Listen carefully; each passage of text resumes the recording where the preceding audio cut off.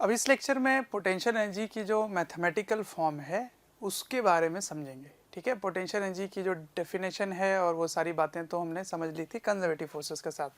तो potential energy क्या होता है? पोटेंशियल एनर्जी को क्या बोलते हैं? स्थितिज ऊर्जा, है ना। स्थितिज ऊर्जा,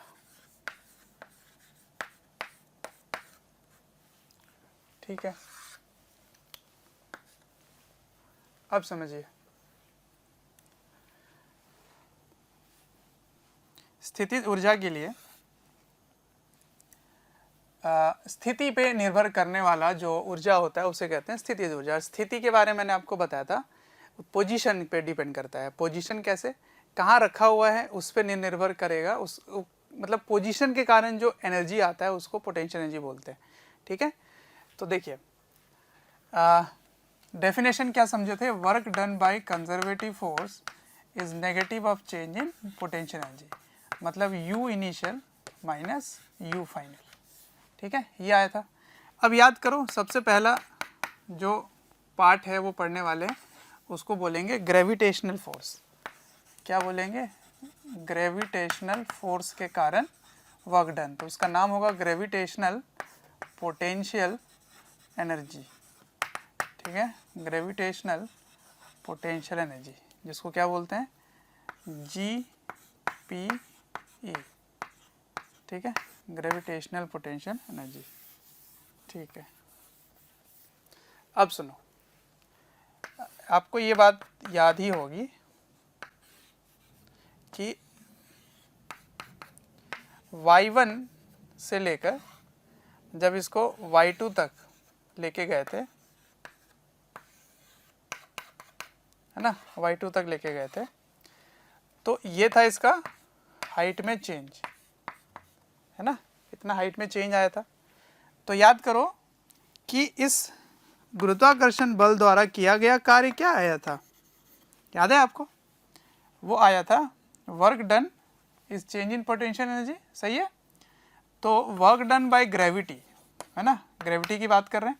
इनिशियल पोटेंशियल एनर्जी, तो इनिशियल पोटेंशियल एनर्जी क्या होगा, मतलब क्या था? वर्क डन बाय ग्रेविटी क्या था? याद करो, तो वो था mg/y1 माइनस mg/y2। अगर आप पीछे देखो वर्क डन बाय ग्रेविटी, तो मैंने कहा था कि इसका एक स्पेशल नाम होगा। देखो क्या नाम है? U इनिशियल है, तो इसको क्या बोलोगे? इनिशियल पोटेंशियल एनर्जी, और इसको क्या बोलोगे? Final potential energy. ठीक, तो आपने y कहाँ से लिया और हमें लेना कहाँ से चाहिए? तो किसी भी एक लेवल को आप ले लो जिसको बोलेंगे रेफरेंस लेवल। ठीक है, रेफरेंस लेवल। रेफरेंस लेवल का मतलब क्या हुआ? कहाँ से शुरू करना है, एक रेफरेंस चाहिए, एक शुरुआती तल चाहिए, है ना, वहाँ से वो कितने ऊपर है। ठीक, तो रेफरेंस लेवल से अगर वो ऊपर होगा, है ना, ऊपर, तो प्रारंभिक स्थिति उसकी क्या है और अंतिम स्थिति उसकी क्या है, ये आपको देखना है ना, अंतिम और प्रारंभिक। ठीक, तो U इनिशियल कितना हुआ? mg/y1, U फाइनल क्या हुआ? mg/y2। तो इसीलिए आप क्या कह सकते हो कि potential energy, gravitational potential energy का मान क्या होता है? mg और उस रेफरेंस से जो हाइट होगी, ठीक है ना, mg/y1। लेकिन अगर मैं चेंज निकालूं, परिवर्तन जो है वो क्या है? Negative of work done by conservative force. तो ग्रेविटेशनल फोर्स के द्वारा किया गया कार्य क्या था? याद करो, केवल वो इसके विस्थापन पे ही निर्भर कर रहा था ना, किसी भी रास्ते से लेके जाइए। तो इसका मतलब इसकी वैल्यू क्या होती है? mgh। तो ग्रेविटेशनल पोटेंशियल एनर्जी में जो बदलाव है वो रेफरेंस पे डिपेंड नहीं करेगा। अगर आप रेफरेंस को यहां मान लोगे रेफरेंस को, तब इसकी इनिशियल पोटेंशियल एनर्जी जीरो हो जाएगी, क्योंकि y कहां से लेते हैं? y लेते हैं रेफरेंस से, हाइट को लेते हैं। तो रेफरेंस से इसकी हाइट कुछ नहीं है, तब तो ये जीरो हो गया, तब तो U इनिशियल जीरो हो गया। और u फाइनल क्या हो गया फिर, यहाँ से यहाँ की दूरी कितना है h, तो चेंज इन पोटेंशियल एनर्जी क्या आएगा, change in potential energy mgh होगा। तो रेफरेंस तो इस पे यहाँ रखे थे तब भी mgh आया, यहाँ रखोगे तब भी mgh आया, यहाँ रखोगे तब भी mgh आएगा। कैसे, अभी मैं बताता हूँ। लेकिन मैं जो हाईलाइट करना चाह रहा हूँ इस पे वो ये कि रेफरेंस लेवल आप जहाँ भी लेंगे, बदलाव जो पोटेंशियल एनर्जी में आएगा, जो स्थितिज ऊर्जा में बदलाव आएगा, जो पोटेंशियल एनर्जी में चेंज आएगा, वो डिपेंड नहीं करेगा कि आप रेफरेंस कहाँ लिए थे, ठीक है। लेकिन एब्सोल्यूट पोटेंशियल एनर्जी मतलब एग्जैक्ट पोटेंशियल एनर्जी की अगर बात करें तो वो जरूर डिपेंड करेगा कि आपने रेफरेंस कहाँ लिया था। जैसे अगर आप फर्स्ट फ्लोर पर खड़े हो, फर्स्ट फ्लोर पे हो, मैं मान लेते हैं मैं फर्स्ट फ्लोर में खड़ा हूँ, तो यदि इस ऑब्जेक्ट को मैं यहाँ से लेकर यहाँ पे रख देता हूँ, ठीक है, यहाँ पे रख दिया, तो यदि रेफरेंस आप यहीं लेते हैं, यहाँ पर इस बोर्ड का इस कोने को लेते हैं, तो हाइट क्या हुआ, h हुआ, मान लीजिए h, तो इसमें पोटेंशियल एनर्जी में बदलाव कितना हुआ, mgh। लेकिन अगर आप देख रहे हो ग्राउंड फ्लोर से, जमीन से देख रहे हो, तो उस समय जो शुरुआती था वो देखने वाला ही नीचे चला गया, तो प्रारंभिक स्थितिज ऊर्जा इसकी हो गई mg/1 और अंतिम स्थितिज ऊर्जा हो गई mg/2, यानी कि फाइनल पोटेंशियल एनर्जी mg/2 है और इनिशियल पोटेंशियल एनर्जी mg/1 है। लेकिन बदलाव अगर पूछा जाए तो अभी भी क्या है, mgh ही है, ठीक है ना, mgh है, ठीक। तो ये मैंने आपको बताया था कि ये पोटेंशियल एनर्जी अगर आपको देखना है तो इसको थोड़ा सा डिस्प्लेस कर दीजिए तो बहुत ऊर्जा आ जाता है उसमें, काइनेटिक एनर्जी होती है ना, ठीक है। तो मैं समझाना चाह रहा हूँ कि रेफरेंस चाहे जहाँ भी हो, चेंज इन पोटेंशियल एनर्जी में कोई फ़र्क नहीं पड़ेगा, ठीक है। लेकिन एग्जैक्ट पोटेंशियल एनर्जी अगर निकाला जाए तो वो डिपेंड करेगा, ठीक है। अब रही बात इसकी, यहाँ लेने पे आंसर कैसे आता है, तो देख लीजिए, अगर आप यहाँ रेफरेंस लेते हैं, रेफरेंस लेवल 3 इसको मान लेता हूँ, तो फॉर 3 तीसरे के लिए अगर बात की जाए तो इनिशियल पोटेंशियल एनर्जी क्या होगा, इनिशियल पोटेंशियल एनर्जी, तो आपका ऑब्जेक्ट यहाँ है, तो कभी भी रेफरेंस के नीचे हो ना कोई ऑब्जेक्ट तो उसकी पोटेंशियल एनर्जी नेगेटिव लोगे, ठीक है, नेगेटिव। तो इसका आंसर हो गया -mgh। और फाइनली वो कहाँ पहुँच गया बच्चों, फाइनली रेफरेंस पर है, तो रेफरेंस पे तो कुछ भी नहीं है पोटेंशियल एनर्जी, तो 0 हो गया। तो चेंज इन पोटेंशियल एनर्जी कैसे निकालेंगे, चेंज होगा u final minus u initial, u final 0 है, u इनिशियल माइनस mgh है। देखो अभी भी आंसर क्या आ गया, mgh, ठीक है। तो कभी भी रेफरेंस लेवल आप चेंज करेंगे तो चेंज इन पोटेंशियल एनर्जी में कोई फर्क नहीं पड़ेगा। अगर आप रेफरेंस लेवल 2 ले लेते 2, तो for reference 2 u initial is 0, u final is ऊपर चला गया mgh, ठीक है ना, ये आ गया। तो ऐसे करते हैं पोटेंशियल एनर्जी में चेंज का आंसर।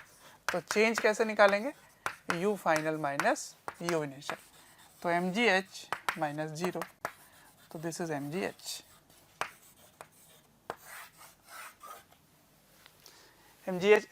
mgh सभी में वही आ रहा है। एक और इम्पॉर्टेंट पॉइंट यहाँ समझाना चाहूँगा, ये पोटेंशियल एनर्जी किसका है, क्या ये केवल इसी वस्तु का पोटेंशियल एनर्जी है, क्या ये इसी ऑब्जेक्ट की पोटेंशियल एनर्जी है, आंसर इज नो। ये पोटेंशियल एनर्जी सिस्टम का होता है, पूरे निकाय का होता है। तो ये पृथ्वी और इस वस्तु दोनों को अगर एक निकाय मानोगे, मतलब सिस्टम मानोगे दोनों को, दोनों का पोटेंशियल एनर्जी है। मैं पूछूंगा अर्थ का कितना पोटेंशियल एनर्जी है, तो आप अकेला नहीं बोल सकते, आप कैसे बोलोगे, उस बॉल और अर्थ दोनों को कंबाइन करेंगे, एक सिस्टम बनाएंगे, तब वो सिस्टम की पोटेंशियल एनर्जी होगी, ठीक है। तो आप ध्यान रखना, इसको नोट कर लेना कि gravitational potential energy is mgh, note potential energy that is mgh is, ये potential energy is of complete system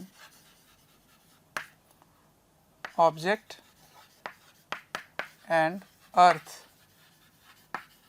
as system, ठीक है ना। तो सिस्टम की पोटेंशियल एनर्जी होती है, अकेला नहीं होता, पर काइनेटिक एनर्जी अकेला होता है, जो दौड़ रहा है उसी की काइनेटिक एनर्जी होगी, ठीक है। पोटेंशियल एनर्जी में क्या देखेंगे कि किसने किस पर लगाया, दोनों की बात करेंगे, दोनों की पोटेंशियल एनर्जी होगी, ठीक है।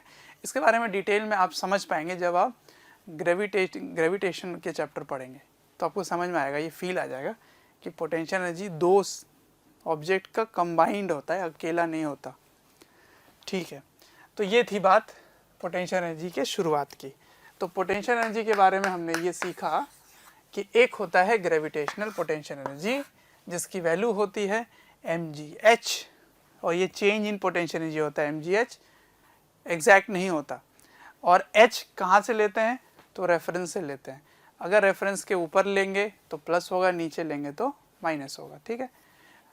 अब नेक्स्ट मैं बताता हूँ आपको स्प्रिंग पोटेंशियल एनर्जी, ठीक है, वो कॉपी कर लीजिए। चलिए नेक्स्ट देखते हैं स्प्रिंग पोटेंशियल एनर्जी, ठीक है। स्प्रिंग पोटेंशियल एनर्जी, या इसको इलास्टिक पोटेंशियल एनर्जी भी बोलते हैं, पर हमारे लिए अभी स्प्रिंग की ही बात चलेगी, ठीक है। स्प्रिंग में क्या होता है, देखिए ध्यान से क्या होता है। स्प्रिंग को मैंने आपको पढ़ा रखा है पहले ही।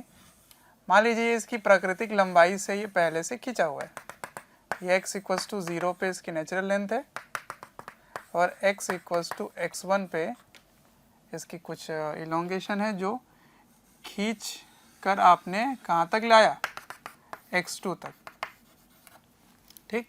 तो आपको पता है, मैंने आपको बता रखा है कि इसको खींचने में आपको एक एक्सटर्नल फोर्स लगाना पड़ता है, और वो फोर्स स्लोली आप काम करते हो, धीरे धीरे, मतलब तुरंत नहीं लाते, एक्सेलरेशन 0 लाते हो, सच दैट इसकी स्प्रिंग फोर्स के बराबर एक्सटर्नल फोर्स होती है। तो इस फोर्स के द्वारा, इस बल के द्वारा किया गया कार्य क्या होता है, तो इस बल के द्वारा किया गया कार्य होता है, याद करो, हाफ के x1 स्क्वायर माइनस हाफ के x2 स्क्वायर। याद आ रहा है आपको। तो मैंने आप क्या बताया था, उसको मैं यहाँ पर रिलेट करता हूँ। देखिए डेफिनेशन अभी क्या बताए, work done by conservative force is equals to U initial minus U final, है ना, U initial minus U final. तो ये वाला क्या बन जाएगा, यू इनिशियल बन जाएगा, ये वाला क्या बन जाएगा, यू फाइनल बन जाएगा, ठीक है। तो यू इनिशियल, इसका मतलब पोटेंशियल एनर्जी का फॉर्मूला क्या आ गया, स्प्रिंग पोटेंशियल एनर्जी का फॉर्मूला क्या हो गया, हाफ के एक्स स्क्वायर, ठीक है ना। तो ये चेंज अगर लाओगे तो चेंज इन पोटेंशियल एनर्जी क्या लिखेंगे, हाफ के x1 स्क्वायर माइनस हाफ के x2 स्क्वायर, ठीक है। ये इनिशियल है, ये फाइनल है। तो चेंज की बात क्या करोगे, change in potential energy half के x2 स्क्वायर माइनस हाफ के x1 स्क्वायर, ठीक है। ये क्या लिख रहा हूँ मैं, ये लिख रहा हूँ जब when x1 is equals to 0। इसका मतलब आपने कहाँ से शुरू किया है, बिल्कुल इसकी प्राकृतिक लंबाई से शुरू किया है। ये क्या है, नेचुरल लेंथ, ये नेचुरल लेंथ है ना, यहाँ से यहाँ तक। तो यहाँ से यहाँ की दूरी है x1, यहाँ से यहाँ की दूरी है x2। तो हाफ के x2 स्क्वायर माइनस हाफ के x1 स्क्वायर हो गया इसका चेंज इन पोटेंशियल एनर्जी। अब यहाँ पर भी आपको एक रेफरेंस लेना पड़ेगा, क्योंकि पोटेंशियल एनर्जी की बात हो रही है। तो रेफरेंस कहाँ लेंगे, रेफरेंस कहाँ लेंगे, तो रेफरेंस लेंगे प्राकृतिक लंबाई में, और कहीं नहीं ले सकते। वहाँ क्या था, ग्रेविटेशन पोटेंशियल एनर्जी में आप कहीं भी ले सकते हो रेफरेंस, आंसर सेम आता है, इसमें आपको आज़ादी नहीं है। इसमें आपको स्प्रिंग के नेचुरल लेंथ पर ही लेना पड़ेगा, ठीक है। तो रेफरेंस कहाँ लेंगे? थैंक यू डियर स्टूडेंट्स, हमें ढेर सारा प्यार देने के लिए। डेली हज़ारों स्टूडेंट्स हमारे वीडियोस से लाभ उठा रहे हैं, उनको काफ़ी बेनिफिट पहुंच रहा है हमारे वीडियो लेक्चर से। आपसे एक रिक्वेस्ट है कि डिस्क्रिप्शन बॉक्स पे एक लिंक है, उस लिंक को क्लिक करें और अपनी एनरोलमेंट सुनिश्चित करें। और साथ ही जिनको स्टडी मटेरियल या फिर डाउट सेशन चाहिए वो प्रीमियम कोर्सेज के लिए भी एनरोल कर सकते हैं। एट इट्स नेचुरल लेंथ,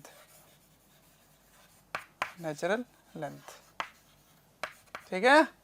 तो मतलब नेचुरल लेंथ से कितना खींचा हुआ है उस पर निर्भर करेगा इसके स्प्रिंग पोटेंशियल एनर्जी। अब याद करो, मैंने आपको बताया था कि अगर वो संपीड़ित भी हो, संपीड़ित हो ऐसे, तब भी इसमें कार्य क्या आता है? जब आप इसको ऐसे दबाते हैं, संपीड़ित करने में जो कार्य करते हैं उस समय स्प्रिंग का बल पूरे टाइम आगे लग रहा होता है, ठीक है ना। यहाँ लिख के छोड़ नहीं रहे हो, यहाँ से यहाँ जा रहे हो, ठीक है ना। प्राकृतिक लंबाई से आप x1 दूरी पर लेके जा रहे हो, ठीक, या x1 x2 हो गया, इसको x3 लिख लेते हैं। तो इसमें भी कार्य यही आता था, तो इसका मतलब स्प्रिंग पोटेंशियल एनर्जी वही रहेगा। तो कहने का मतलब है जब स्प्रिंग में इलोंगेशन हो, स्प्रिंग इलोंगेशन मतलब खिंचाव है, ठीक है, कितना x, कहाँ से? फ्रॉम नेचुरल लेंथ, मतलब प्राकृतिक लंबाई से, फ्रॉम नेचुरल लेंथ, प्राकृतिक लंबाई से x खींचेगा तब पोटेंशियल एनर्जी हाफ के एक्स स्क्वायर होगा।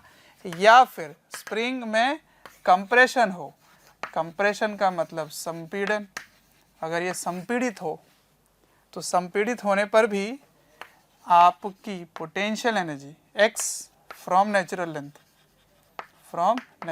शॉर्ट में लिख दिया NL, तब भी इसकी पोटेंशियल एनर्जी हो जाएगी हाफ के x square. What my point? तो ये रेफरेंस था, ये पोटेंशियल एनर्जी में चेंज था, ये स्प्रिंग पोटेंशियल एनर्जी, ये सारी बातें आपको याद रखनी है कि आप आगे इस्तेमाल करेंगे, ठीक है। तो क्या क्या सीखे फिर से मैं बताता हूँ कि स्प्रिंग में नेचुरल लेंथ से ही दूरी लेते हैं। अगर वो x खींचा हुआ है तो हाफ के एक्स स्क्वायर, उसके बाद और नया खींचने में x2 की जो दूरी है वो भी कहाँ से ले रहे हो? वो भी नेचुरल लेंथ से ही ले रहे हो, ठीक है। तो ये इसका कार्य हो गया, ये इसकी पोटेंशियल एनर्जी हो गई, ठीक है। तो पोटेंशियल एनर्जी कितना स्टोर होगा? इतना स्टोर होगा। स्टोर क्यों हो रहा है? क्योंकि आप खींच रहे हो, खींचने के कारण आपको कार्य करना पड़ता है, और जो एक्सटर्नल फोर्स है, ये जो एक्सटर्नल फोर्स है उसी का कार्य इस सिस्टम में स्टोर हो जाता है। तो आपको मैंने बताया था वो जो रस्सी है वो टाइट रहता है, उस रस्सी को जब आप खींचते हो तो टाइट रस्सी को खींच रहे हो ना, उसकी शेप में चेंज कर रहे हो, तो फोर्स लगा रहे हो, उस फोर्स का वर्क होगा, उस वर्क का एनर्जी होता है, जिसके कारण पोटेंशियल एनर्जी आता है, और आप छोड़ते हो तो तीर बहुत तेज से निकल जाता है, ठीक है। तो ये हो गया स्प्रिंग पोटेंशियल एनर्जी, ठीक है। चलिए अब इसको कुछ क्वेश्चन से जोड़ते हैं और फिर और कंसेप्ट डेवलप करते हैं धीरे धीरे, ठीक है, नो डाउट। एक और मुख्य पॉइंट है, एक मुख्य बिंदु है जिनको आपको समझना है कि देखिए, जो भी आप ग्रेविटेशनल पोटेंशियल एनर्जी की बात कर रहे थे, ग्रेविटेशनल पोटेंशियल एनर्जी वो ऑफ अ पॉइंट मास कर रहे थे। पॉइंट मास मतलब क्या होता है? एक बिंदु हो, है ना, द्रव्यमान जो है वो एक बहुत ही पतला सा बिंदु है। जैसे ये अगर आप देखो तो ये लंबा है ना, ये खींचा हुआ है, लेकिन इसको एक बिंदु की तरह आपको मानना है, तो उसको बोलेंगे पॉइंट मास।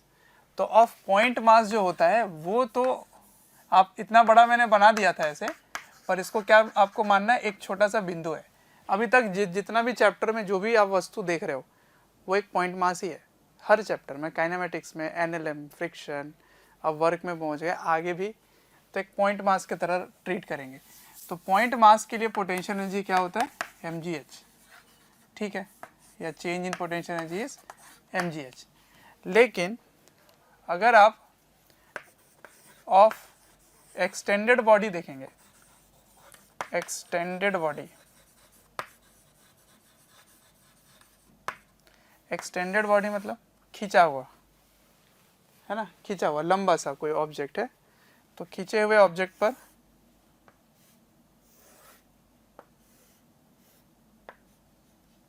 ऐसे निकालें।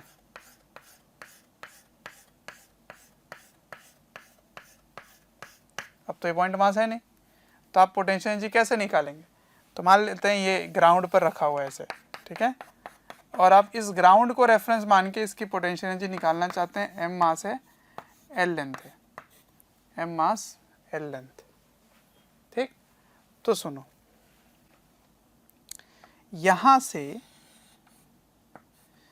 से y डिस्टेंस पे जाके dy एलिमेंट ले लेते हैं, ठीक है,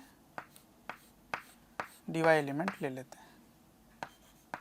अब ये एक पॉइंट मास है, ये क्या है? एक पॉइंट मास है। तो इसका मास क्या होगा? dm, बहुत ही छोटा सा मास क्या होगा? मास per unit length m/l, mass per unit length into length, length क्या है? dy। तो ये हो गया इसका छोटा सा पॉइंट मास। अब ये कितने हाइट पर है?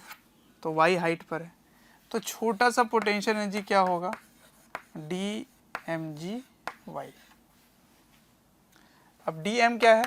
m/l इंटू जी इंटू वाई डी वाई, है ना, इसको बाहर कर दिया। अब इसको इंटीग्रेट कर लो।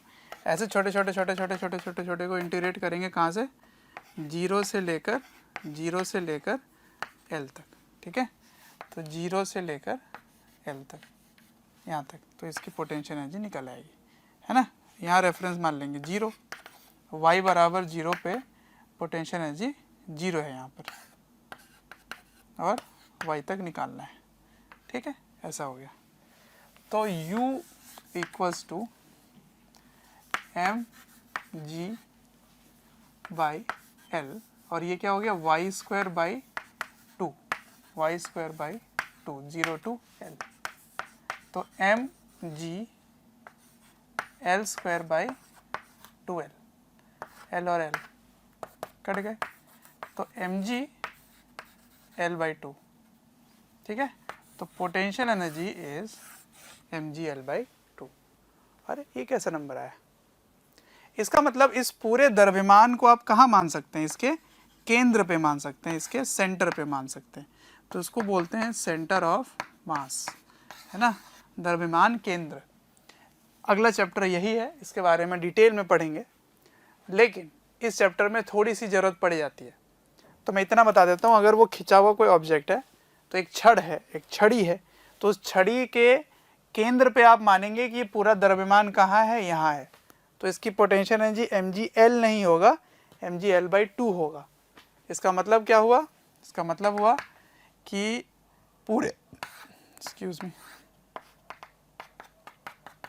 पूरे द्रव्यमान को कहाँ मान सकते हो?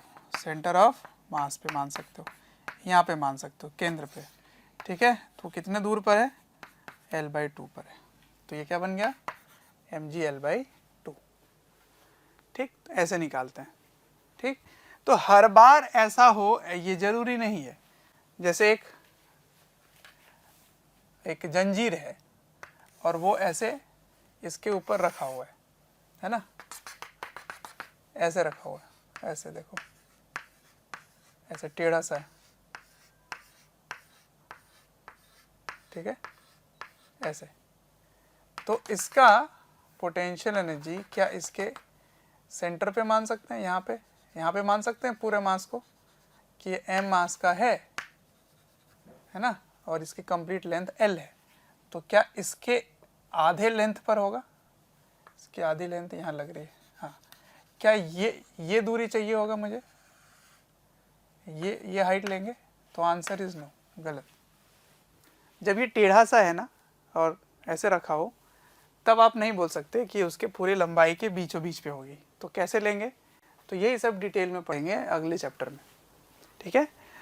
तो ये जो टेढ़ा वेढ़ा है, इसके बारे में कैसे निकालते हैं इसकी इस पोटेंशियल एनर्जी, इसके लिए इंटीग्रेशन का सहारा लेंगे। तो डिटेल में मैं बताऊंगा आपको बाद में।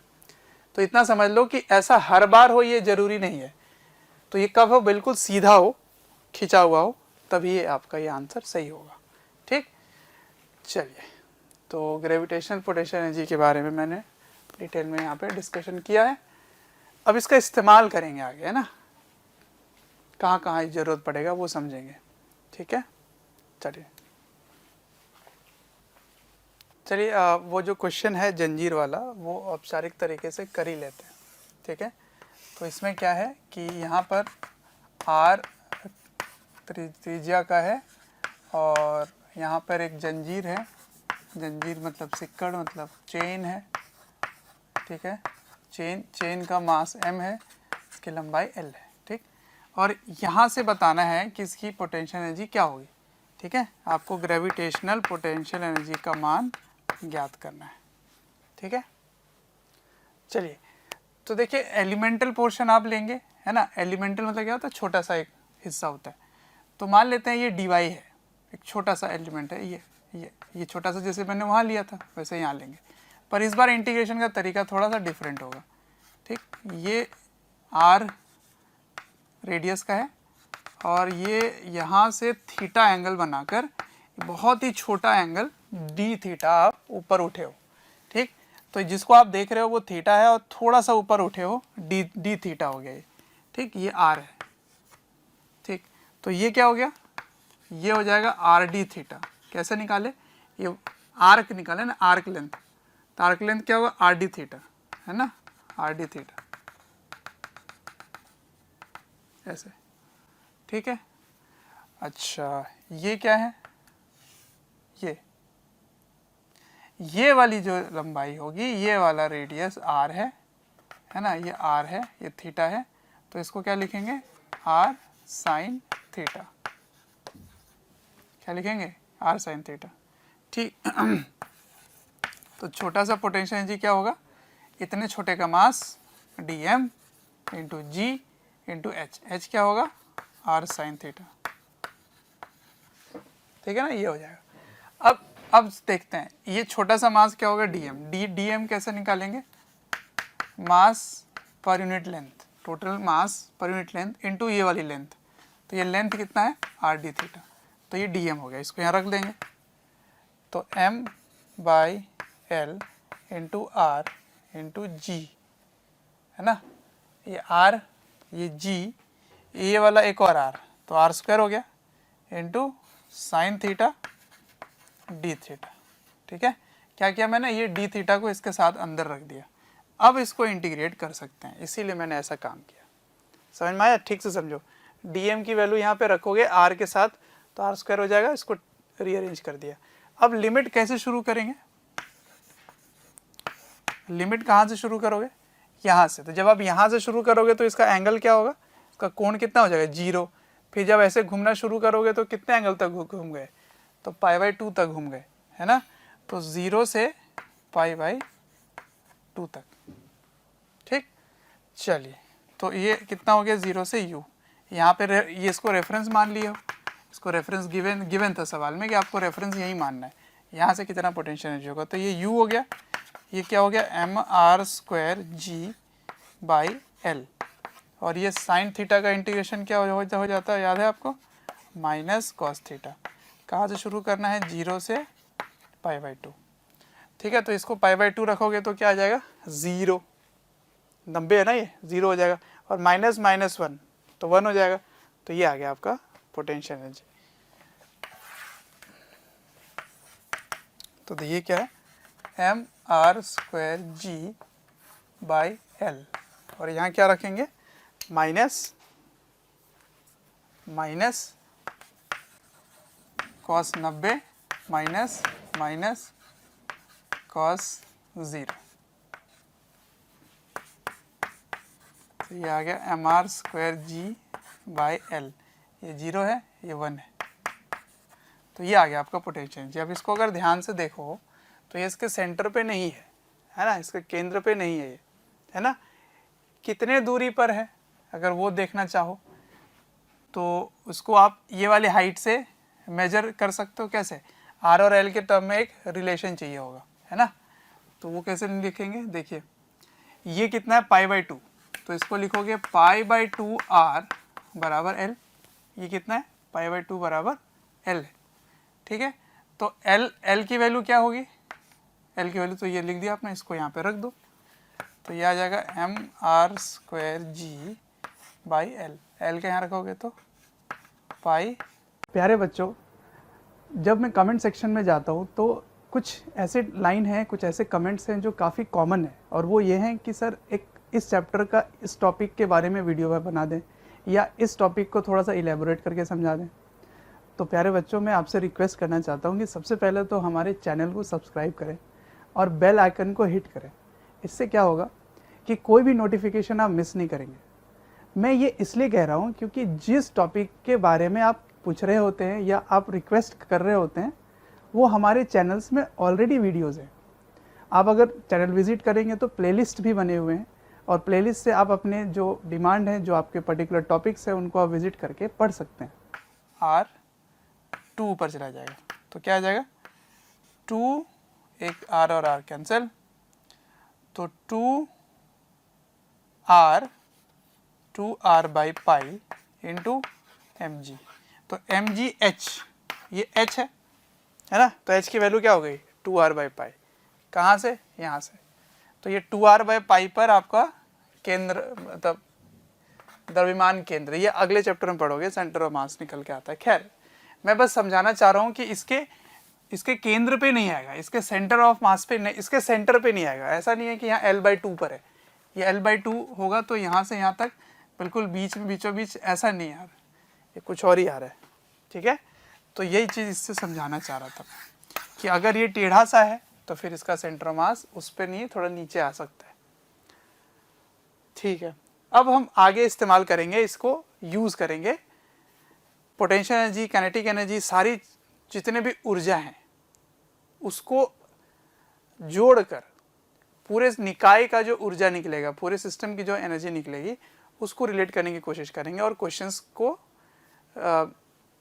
दोनों ही एनर्जी को रिलेट करता हुआ क्वेश्चन देखेंगे। ठीक है, कॉपी। चलिए, अब इस चैप्टर का सबसे इम्पोर्टेंट पार्ट पे आ चुके हैं, जो कि है principle of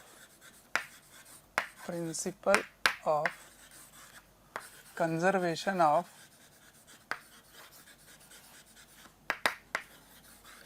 energy. Principle of conservation of energy. ठीक है, principle of conservation of energy मतलब ऊर्जा का संरक्षण के नियम, है ना। प्रिंसिपल मतलब नियम ही है एक तरह का। तो क्या नियम है, किसका नियम? संरक्षण करना है। किसका संरक्षण? ऊर्जा का संरक्षण। ठीक है, तो ये है संरक्षण, कंजर्वेशन मतलब संरक्षण, ये ऊर्जा। ठीक है, इसके बारे में बात हो रही है। तो देखिए, वर्क एनर्जी थ्योरम मतलब कार्य ऊर्जा प्रमेय, work energy theorem. Work energy theorem में हमने क्या सीखा? हमने सीखा मतलब कार्य ऊर्जा प्रमेय,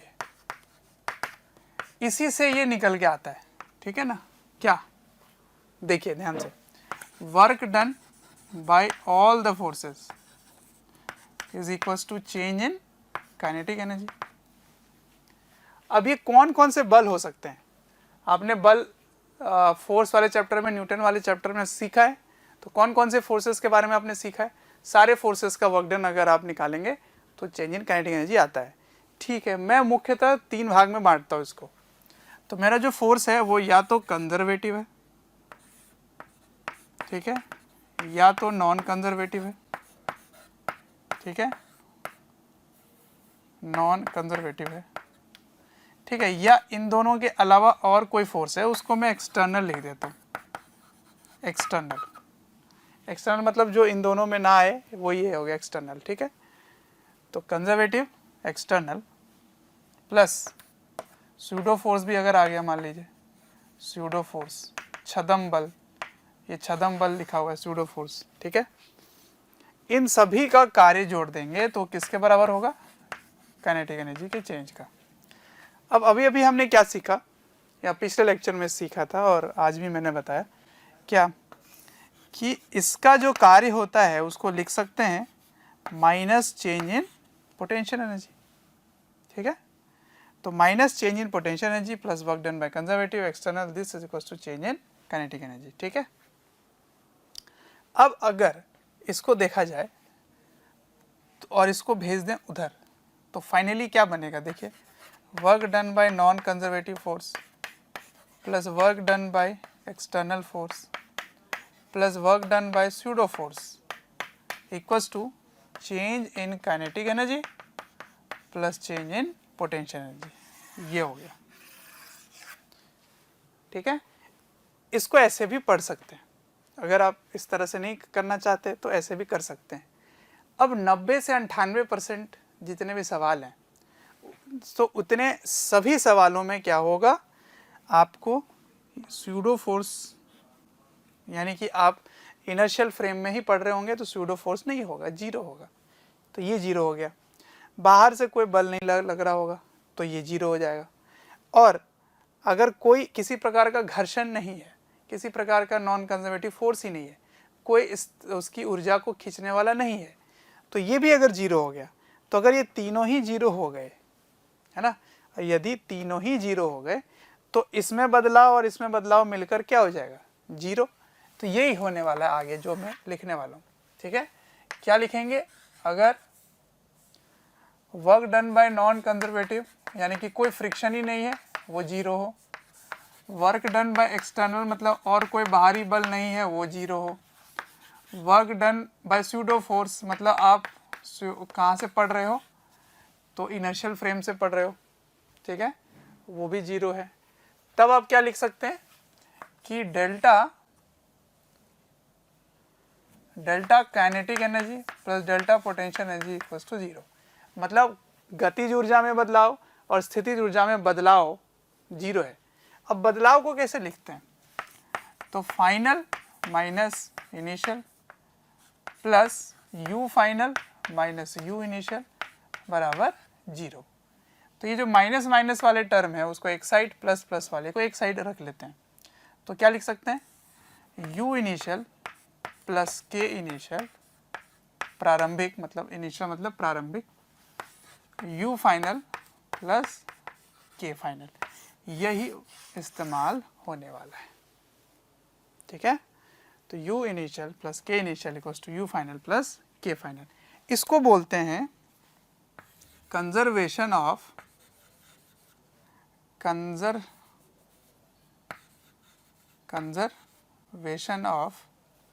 क्या कर रहा हूँ मैं भी,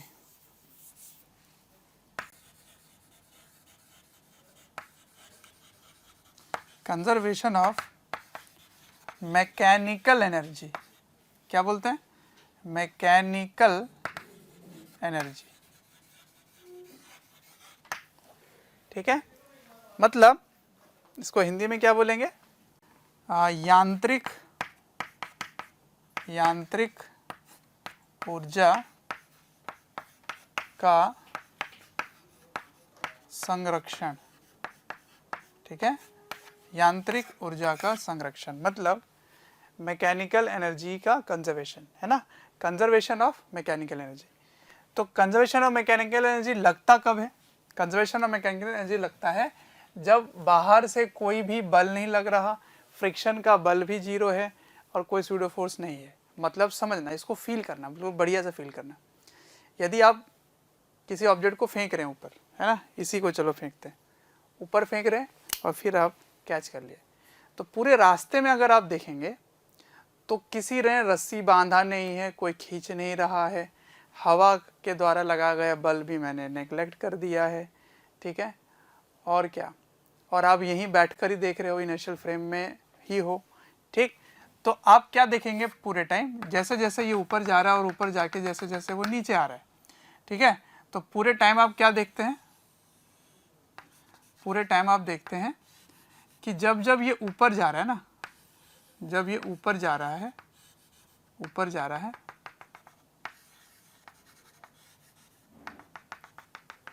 तो टॉप मोस्ट पॉइंट पर इसका वेग जीरो हो जा रहा है, ठीक।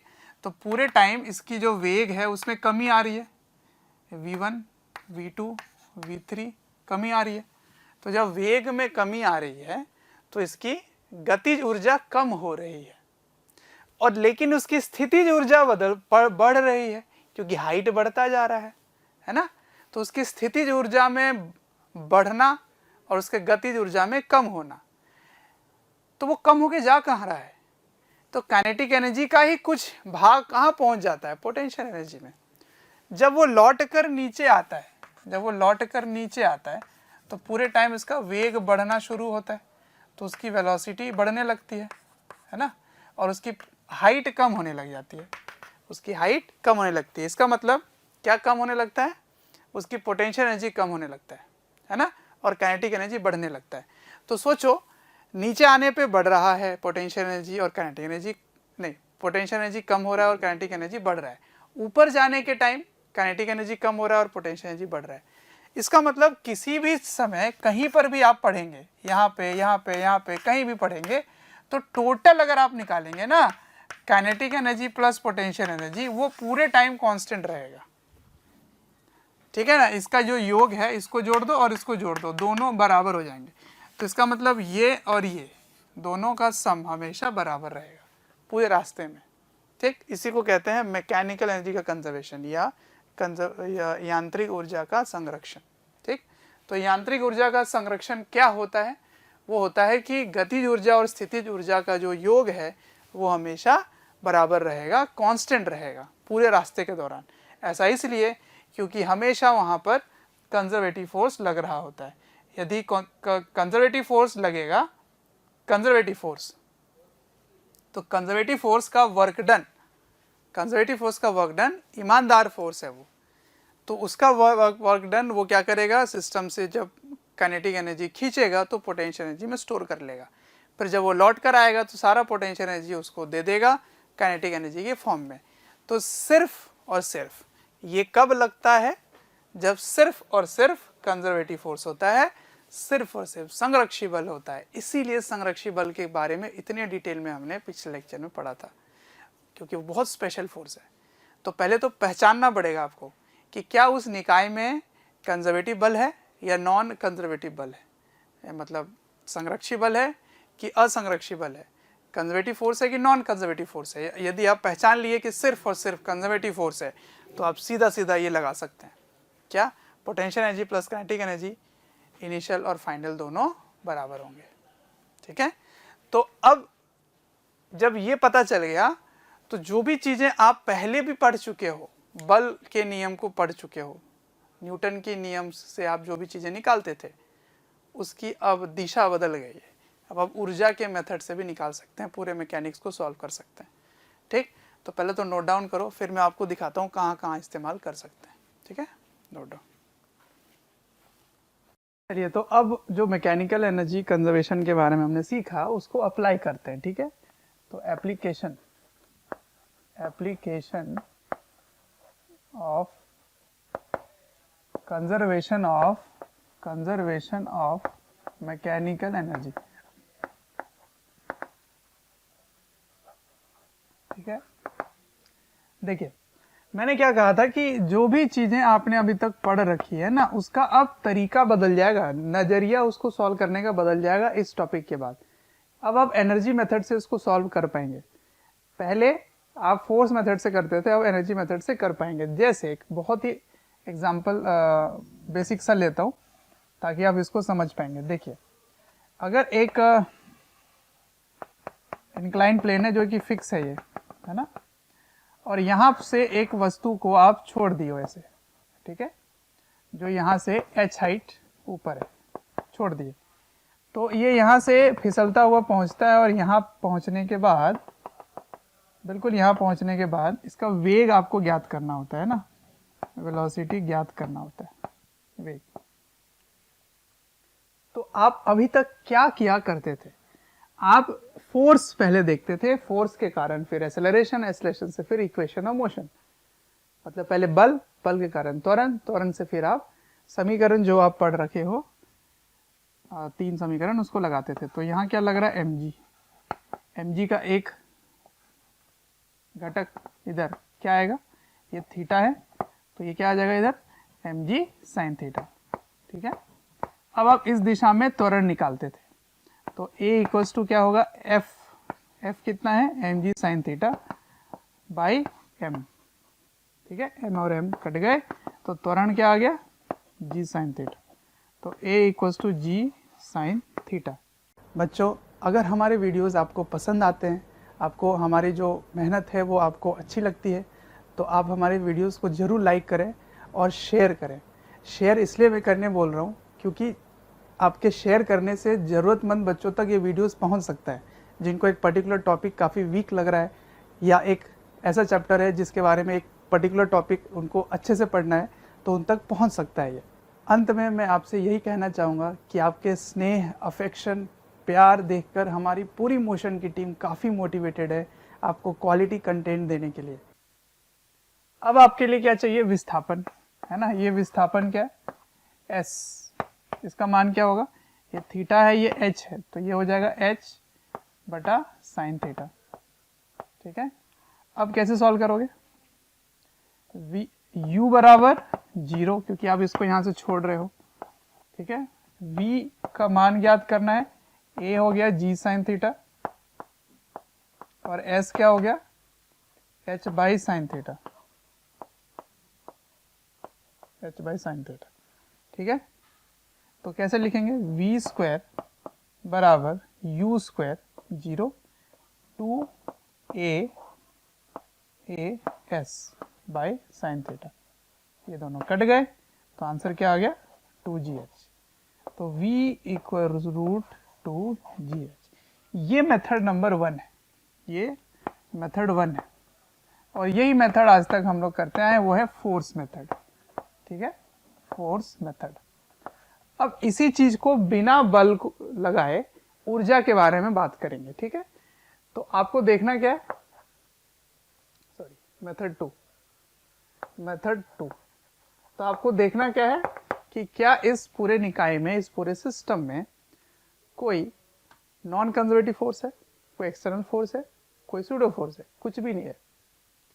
तो यदि कोई वस्तु सिर्फ कंजर्वेटिव फोर्स दैट इज संरक्षी बल के अधीन ही चले, है ना, यदि कोई वस्तु सिर्फ संरक्षी बल के अधीन चले, मतलब सिर्फ कंजर्वेटिव फोर्स ही वहां पे गवर्न कर रहा हो, तो आप मैकेनिकल एनर्जी कंजर्व कर सकते हैं, ठीक है। तो मेथड 2 इज एनर्जी मेथड, ये फोर्स मेथड है, ये एनर्जी मेथड है। एनर्जी मेथड का फायदा क्या होगा वो मैं समझाता हूं आपको। ये एक स्केलर मेथड है, स्केलर मतलब अदिश, इसमें आपको दिशा देखने की जरूरत नहीं है, लेकिन ये एक वेक्टर मेथड है, इसमें दिशा भी देखना पड़ेगा ध्यान से, ठीक है ना। तो त्वरण किधर, बल किधर, बल के घटक लिए, सभी का सब कुछ किए तब जाके निकलेगा। लेकिन एनर्जी मेथड में आपको दिशा नहीं देखना पड़ता है, ठीक है ना। अब इसी क्वेश्चन को करते हैं एनर्जी मेथड से, आइए सीखते हैं। ये थीटा है, तो सबसे पहले क्या करोगे, एक रेफरेंस ले लोगे, तो मैंने रेफरेंस यहाँ ले लिया, फिर इसकी दो पोजीशन पता करोगे, ये पोजीशन नंबर 1 है यहाँ पे, ठीक, और ये पोजीशन नंबर 2 है, बस प्रारंभिक और इनिशियल। तो ये आपको ज्ञात करना है, ये कितना है 0, ठीक है, ऐसे, ठीक, और ये धीरे धीरे धीरे धीरे नीचे जा रहा है ना, धीरे नहीं मतलब वेग उसकी है तब जा रहा है, ठीक है। तो ये है h, यहां से यहां तक h, ठीक। अब सुनो, ये कहता है कि यदि इस निकाय में सिर्फ कंजर्वेटिव फोर्स है, सिर्फ कंजर्वेटिव है, नॉन कंजर्वेटिव नहीं है ना, नॉन कंजर्वेटिव नहीं है।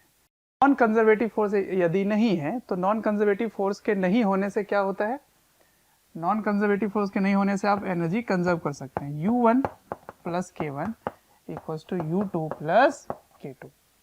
तो मैंने रेफरेंस लिया, अब रेफरेंस से हाइट मुझे देखना है, ये तो पहले से दिया हुआ है सवाल में, बहुत बढ़िया। कितना हो गया, ऊपर है तो प्लस हो जाएगा, कितना mgh, आपने यहां से छोड़ा था तो U 0 हो गया। यहां पे U निकालना है तो U रेफरेंस में ही पहुंच गए, तो रेफरेंस में पोटेंशियल एनर्जी 0 और इसकी काइनेटिक एनर्जी क्या हो जाएगी, यहाँ पे गतिज ऊर्जा हो जाएगी हाफ mv², ठीक है। तो mgh, m और m अब कैंसिल हो गए, तो कितने आसानी से आ गया v² बराबर ये, तो यहाँ से हटा दो तो √2gh आ गया। अब देखो, ठीक है। तो अब हम लोग एनर्जी मेथड ही लगाने वाले हैं सारे सवालों में, ठीक है ना। तो सबसे पहले ढूंढोगे कि यहाँ पे जो भी बल हैं उनको पहले ढूंढो। तो कौन कौन से बल थे, तो इधर नॉर्मल था, इधर mg था, फ्रिक्शन नहीं है। यदि फ्रिक्शन होता तब आप इसको नहीं कर पाते, ठीक है। अब ये नॉर्मल पूरे टाइम विस्थापन के लंबवत है ना। तो थीटा 90 होने से इसका कार्य क्या हो गया, 0। तो ये एक्सटर्नल फोर्स पे आ जाएगा, ये 0 हो गया, ठीक है ना। चलिए, तो इसको नोट डाउन कीजिए, नेक्स्ट क्वेश्चन देखते हैं। चलिए नेक्स्ट देखते हैं। नेक्स्ट जो एक एग्जांपल है, नेक्स्ट क्वेश्चन मतलब देखिए, एक पेंडुलम है जिसको आपने यहाँ से किसी एंगल पर ऐसे छोड़ रखा है, ठीक है। तो m मास का, l लेंथ का, थीटा एंगल ऐसे छोड़ रखा, ठीक। और छोड़ने के बाद जब ये यहाँ पहुंचता है इस जगह पे, तो इसकी वेलोसिटी आपको बतानी है, ठीक, ये बताना आपको। तो पहले पता करते हैं इसमें कौन कौन से फोर्सेस लग रहे हैं। तो एक तो mg लग रहा है, दूसरा टेंशन लग रहा है, और कोई फोर्स नहीं लग रहा। अब ये जो टेंशन का जो बल है ये पूरे टाइम इसके विस्थापन के लंबवत है, ठीक है ना। तो 90 डिग्री है, तो इसका कार्य 0 हो जाएगा। तो वर्क डन बाय टेंशन 0 हो गया। तो सिर्फ और सिर्फ अब गुरुत्वाकर्षण बल मतलब कंजर्वेटिव फोर्स के अधीन ही चल रहा है। तो अब आप इसकी कंजर्वेशन ऑफ एनर्जी लगा सकते हो। तो कैसे लगाओगे, देखो 2 पॉइंट लेना होता है। तो हमेशा रेफरेंस लेवल 2 में से किसी एक को ले लो, जो आप प्रारंभिक और अंतिम जिस स्थिति को देख रहे हो उन्हीं दोनों में किसी एक को ले लो, ठीक है। तो इसको ले लिया मैंने 2, इसको ले लिया 1, ठीक है। अब आपको हाइट क्या चाहिए होगी, ये वाली हाइट चाहिए, ये वाली हाइट चाहिए, ठीक है ना। देखिए इधर ये L है, तो ये क्या हो जाएगा, L cos थीटा, ठीक है ना। कैसे समझ में आया, कैसे आप यहाँ से cos थीटा लिखिए, तो बेस अपॉन हाइपोटेन्यूज मतलब आधार बटे कर्ण, तो उससे आप अगर सॉल्व करोगे तो L cos थीटा आ जाएगा। तो ये क्या दूरी है, ये वाली, आपको तो h चाहिए ना, तो h हो गया L में से L cos थीटा को घटा दीजिए, ठीक है, ये हो गया। तो देखिए क्योंकि इसके द्वारा कार्य 0 है तो आप कह सकते हैं u initial plus k initial बराबर u final plus k final. तो ये प्रारंभिक था और ये अंतिम है। तो क्योंकि आप प्रारंभिक से इसको छोड़ ही रहे हो तो इसकी वेग यहाँ पे 0 हो गई, तो काइनेटिक एनर्जी 0, गतिज ऊर्जा 0। अब इसकी स्थितिज ऊर्जा आपको यहाँ पे लिखना है। तो हाइट क्या है बताओ, mg L 1 minus cos theta बराबर, यहाँ पोटेंशियल एनर्जी 0 हो गया, लेकिन काइनेटिक एनर्जी हाफ mv² हो गया, m और m कट गए, ठीक। 2 से इसको मल्टीप्लाई कर दो, तो 2gl 1 माइनस cos थीटा, ठीक है, इक्वल्स टू v², तो इसका रूट आ जाएगा, ठीक है। ये हो गई इसकी वेलोसिटी, कहाँ पे, यहाँ पे। समझ आ रहा है ये सब क्वेश्चन, है ना। तो बहुत ही आसान तरीके से अब इसको सॉल्व कर सकते हैं। तो इसमें करना क्या होता है, 2 पॉइंट ढूंढो, फिर एक पॉइंट पे पोटेंशियल एनर्जी रेफरेंस ही मान लो, हालांकि कहीं भी मान सकते हो, तो ऐसा जगह मानते हैं जहाँ पे काम आसान होता है, ठीक है। अब एक और एग्जांपल देखते हैं। देखिए यदि आपसे पूछा जाए कि एक स्प्रिंग को में ऐसे आपने रखा है, ठीक, तो यहाँ पर इसकी प्राकृतिक लंबाई से वो थोड़ा सा नीचे दब गया है, ऐसे, ठीक। तो साम्यावस्था में इसकी स्थितिज ऊर्जा क्या होगी, ये सवाल है, ठीक है। मतलब एक सवाल का हिस्सा है, मैं अभी तो सिखा रहा हूं आपको केवल। तो आपको बस potential energy of m, potential energy of m at equilibrium point ये बताना है। इक्विलिब्रियम मतलब समझ रहे हो, ये साम्यावस्था है ना, जब ये साम्य साम्यावस्था में होगा उस समय इसकी स्थितिज ऊर्जा क्या है? स्थितिज ऊर्जा ज्ञात करना है आपको, ठीक है। स्थितिज ऊर्जा कब ज्ञात करना है? साम्यावस्था में, मतलब इक्विलिब्रियम में, ठीक है। तो इक्विलिब्रियम में क्या होता है? ये नीचे दब गया x, तो आप इसको क्या लिखोगे? नीचे mg ऊपर kx, सही है। तो kx बराबर mg, kx बराबर mg, तो x बराबर mg बटा k, ठीक। अब आपको x दूरी अंदर दब गया, उसके बारे में पता चल गया। तो आपको क्या करना है? एक रेफरेंस लेवल लेना है ना। क्या करना है? रेफरेंस। तो रेफरेंस मान लेते हैं, नेचुरल लेंथ पे तो स्प्रिंग का लेना ही पड़ेगा। इसका कहाँ लोगे? तो इसके लिए आप x यहां से यहां तक आया है ना, तो इस जगह का रेफरेंस लेते हो, इस जगह पर, इस जगह का रेफरेंस ले लिया, ये रेफरेंस है। तो रेफरेंस के नीचे है ये, है ना, रेफरेंस के नीचे है। तो इसकी पोटेंशियल एनर्जी क्या होगी? माइनस mg x, और स्प्रिंग क्योंकि दबा हुआ है तो स्प्रिंग की एनर्जी क्या होगी? Plus half kx square. समझ में आ रहा है? और x की वैल्यू यहां से रख देना, तो x की वैल्यू यहां से रख दोगे तो आपका आंसर आ जाएगा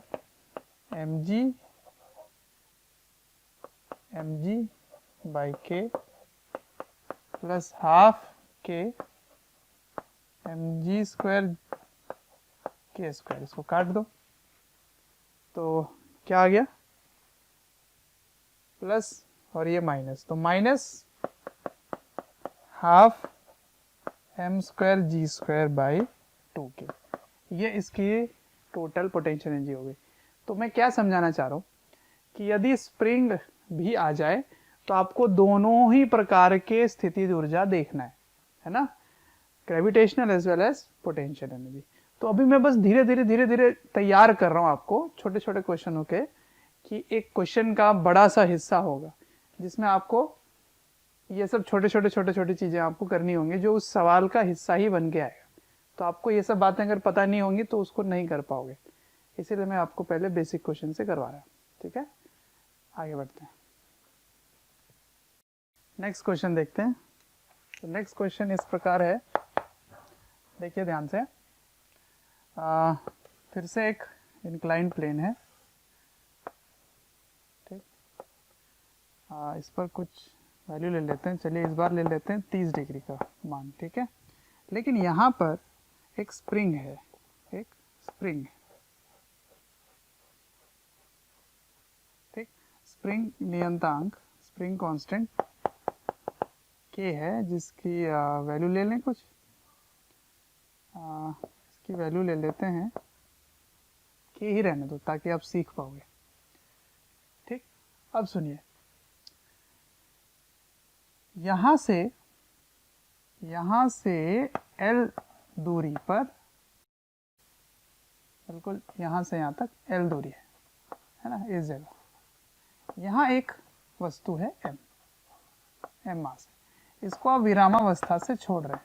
विरामावस्था मतलब प्रारंभिक वेग 0 है और इसमें कोई घर्षण नहीं है, इसकी फ्रिक्शन 0 है, कोएफिशिएंट फ्रिक्शन 0 है, मतलब फ्रिक्शन 0 है, ठीक है। कोई भी चैप्टर या वीडियोस आपको डिटेल में ईयर लॉन्ग वाले वीडियोस चाहिए और काफ़ी डिटेल में वीडियोस आपको चाहिए तो आपको एक नंबर दे रहा हूँ, टोल फ्री नंबर है, आप इनको कॉल करें और डिटेल में आप बात कर सकते हैं और पूछ सकते हैं। नंबर है 1800-2121-799, ये 0 है, ठीक। तो इसको छोड़ने के बाद जब ये यहाँ पहुँचेगा तो इस L का, इसको और दूर ले चलते हैं ताकि थोड़ा सा लगे कि हाँ एक्चुअली में और जो सवाल है वो दिखे भी, है ना। तो ये दूरी L है। तो सवाल क्या पूछा गया है कि आपको बताना है कि इस वस्तु का वेग क्या होगा जब ये आधा दूर संपीड़ित कर देगा, है ना, इसके आधा, इसका जस्ट आधा।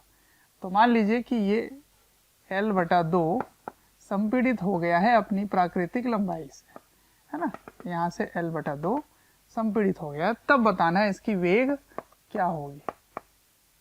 ठीक है, समझ आया? तो मैं लिख देता हूँ, find velocity v when spring is compressed by L/2। ठीक है ना, तो जब स्प्रिंग में संपीड़न या संपीड़ित, कितना संपीड़न हुआ है, L/2 हुआ है, तब आपको इसका क्या ज्ञात करना है, वेग ज्ञात करना है ना, या चाल एक ही बात है। एक ही बात क्यों? क्योंकि इसकी दिशा समान है, बदल नहीं हुई है। ठीक, तो ये क्वेश्चन है, कैसे करेंगे। अब इसमें आपको बिल्कुल ध्यान तरीके से करना होगा। सबसे पहले 2 पॉइंट चुनो, प्रारंभिक, ये हो गया पॉइंट 1, और ये हो गया अंतिम, ये हो गया पॉइंट 2। ठीक है, अब इस डायग्राम को मैं फिर से बना के दिखाता हूँ आपको, चित्र को फिर से बनाता हूँ। देखिए, जब स्प्रिंग यहाँ पर, जब ये ब्लॉक जो है वो दब गया, ऐसे हो गया, ठीक, उस समय इसकी वेग जो है वो v है।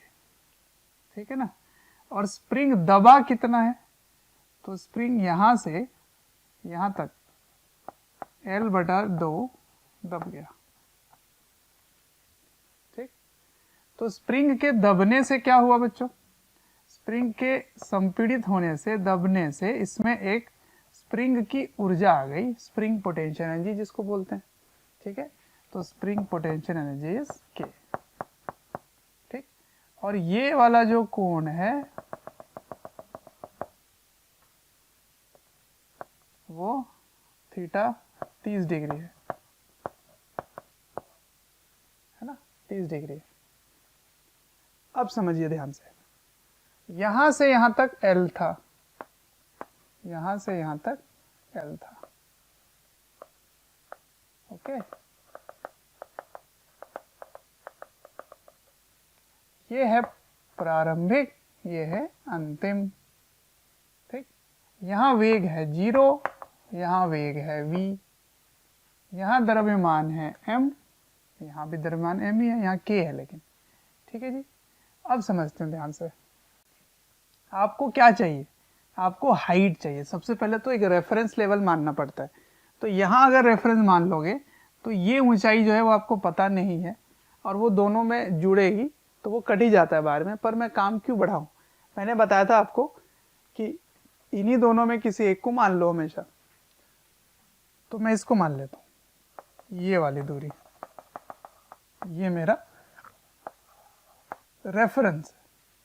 तो रेफरेंस से इसकी जो ऊंचाई है ये चाहिए होता है आपको, इसको h बोल देते हैं। ठीक है, ये h हो गया। अब समझो, समझो ध्यान से, आपको ये चाहिए h, कैसे निकलेगा, ये है L, ये है L/2, तो ये वाला कोण भी तो 30 डिग्री ही होगा, नहीं? बिल्कुल होगा। तो इस त्रिभुज में साइन 30 का मान क्या होगा, ये h और ये L+L/2 है, तो आप लिखेंगे साइन 30 बराबर h/L+L/2। ठीक, तो ये भी हाफ और ये 3/2, तो इधर ले जाएंगे, तो हाफ इंटू 3L/2 बराबर h, तो 3/4 हो गया, 3/4L बराबर h। ठीक है, तो h का मान आ गया।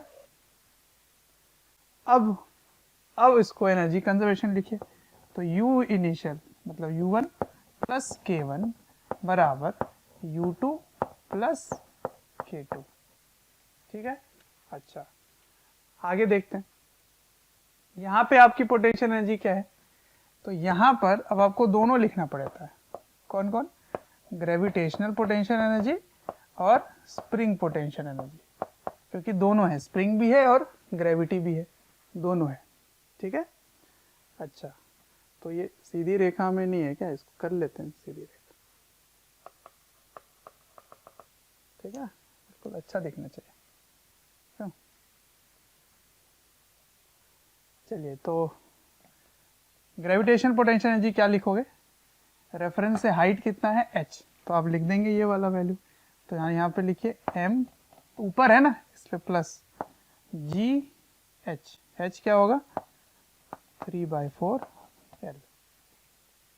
स्प्रिंग पोटेंशियल एनर्जी, स्प्रिंग दब गया है, स्प्रिंग संपीड़ित हो गया है, कितना दब गया L, तो स्प्रिंग पोटेंशियल एनर्जी क्या होगा हाफ के एक्स स्क्वायर, x का मान क्या है L है, तो L बाई 2 का स्क्वायर। ठीक, जितनी स्प्रिंग अपने प्राकृतिक लंबाई से दबेगी, संपीड़ित होगी, उसी का आपको पोटेंशियल एनर्जी मिलेगा और हमेशा वो प्लस ही होगा। ठीक है, ओके। उसके बाद काइनेटिक एनर्जी लिखोगे, तो इसकी काइनेटिक एनर्जी क्या होगी 0। अब फिर से इसमें दोनों ही लिखेंगे, क्या क्या, स्प्रिंग पोटेंशियल, ग्रेविटेशनल और स्प्रिंग। ठीक है, ग्रेविटेशनल और स्प्रिंग दोनों लिखेंगे। अब देखो ध्यान से,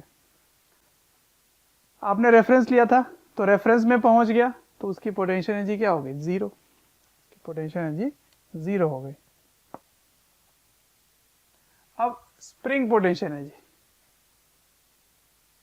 ओ मिस्टेक हो गया, देखो ध्यान से, ये तो प्रारंभिक है ना, प्रारंभिक में थोड़ी स्प्रिंग दबा, ये तो देखो पूरा अपने नेचुरल लेंथ पर है, तो इसको 0 लिखोगे। ये मैंने फ्लो में मिस्टेक कर दिया, देखिए ध्यान से, स्प्रिंग की ये है ना, ये है प्रारंभिक कंडीशन, तो स्प्रिंग तो अपने नेचुरल लेंथ पर है, स्प्रिंग मासलेस है, स्प्रिंग का कोई मास नहीं है, तो इसकी प्राकृतिक लंबाई है, तो प्राकृतिक लंबाई L है ना, तो स्प्रिंग पोटेंशियल एनर्जी 0 हो गया, काइनेटिक एनर्जी 0 हो गया। ठीक, अब ग्रेविटेशनल पोटेंशियल एनर्जी अपने रेफरेंस पे आ गया है, तब जाके इसकी ये 0 हो गई। और spring potential energy, spring potential energy ये दबेगा, तो दबेगा तो क्या हो जाएगा हाफ के L/2 का square plus half mv square, ये हो गया। ठीक है, बस इसको सॉल्व कर लीजिएगा तो v निकल आएगा, क्योंकि k का मान k ही दिया हुआ था।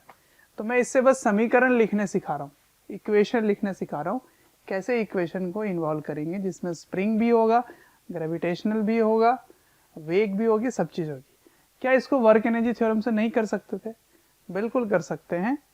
ठीक, फिर आपको कार्य देखना पड़ेगा। ठीक, तो ग्रेविटी द्वारा कार्य प्लस होगा, ठीक है ना, तो कितना कार्य होगा, तो प्लस mgh, तो h का मान तो आपको चाहिए ही पड़ेगा, तो ये वर्क डन उसके कारण हो गया। लेकिन स्प्रिंग का वर्क डन नेगेटिव होगा, है ना, अगर आप वर्क एनर्जी थ्योरम से करना चाहो तो वो भी मैं बता देता हूँ कैसे करेंगे।